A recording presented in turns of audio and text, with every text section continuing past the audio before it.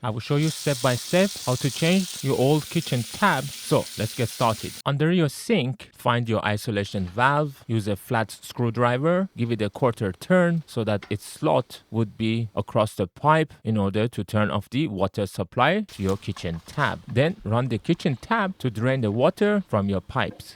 Find the hot and cold flexi hoses that are coming down from your kitchen sink, and they are connected to two other flexi hoses with a compression nut. First, we would disconnect the cold hose, use a 24 millimeters open-ended spanner, and then turn the nut anti-clockwise to loosen the nut while holding the opposite end. Before disconnecting the hose, place a bucket underneath the hose to collect any water, and once the nut is loose enough, you could completely open it by using your hand.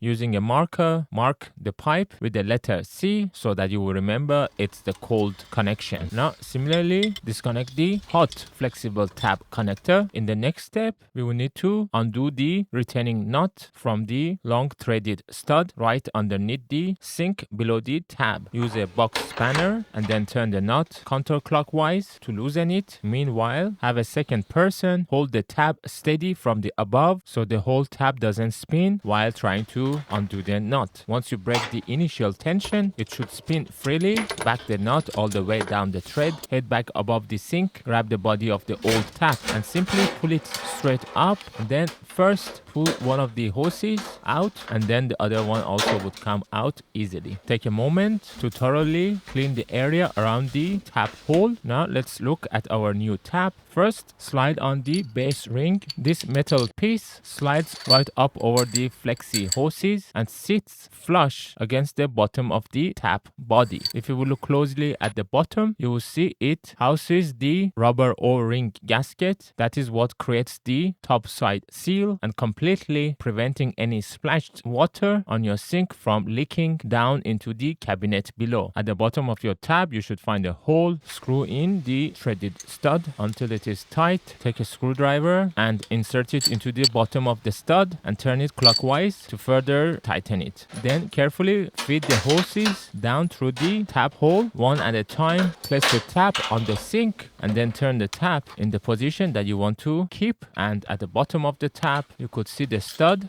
Rubber C washer has got a hole, so slide up the rubber washer in a way that the stud will go inside the hole and then slide it up as far as you can. If your tap comes with a plastic triangular piece and if your sink is thinner than 50 millimeters, such as a stainless steel sink, then you will need to use this plastic reinforcement plate, which helps to prevent the metal deck from flexing and stopping the tap from wobbling. So you will need to insert the hoses through the hole of this plastic plate and then pull it up as far as you can in a way that rubber washer goes into the recess of the plastic plate, and then you will need to slide up the metal C washer and quickly tighten the nut using your hand to keep all the components in place and preventing them from falling. And now keep tightening the retaining nut, which would then move everything up right against the bottom of the sink. Just make sure you position the plastic plate in a way that it fits perfectly and is not caught by any other thing. It is important that it would sit flat. Once again, make sure the tap is positioned correctly and someone is keeping it before completely tightening the nut, and then use the box spanner to tighten the nut so that it would be fully secured. Just be careful not to over tighten it as it can break that plastic reinforcement plate. Now it's time to connect back on the hoses using the compression nut. So first I will connect the hot hose to the hot water hose. First, turn the nut clockwise using your hand and then hold the tap connector and use the spanner to further tighten it.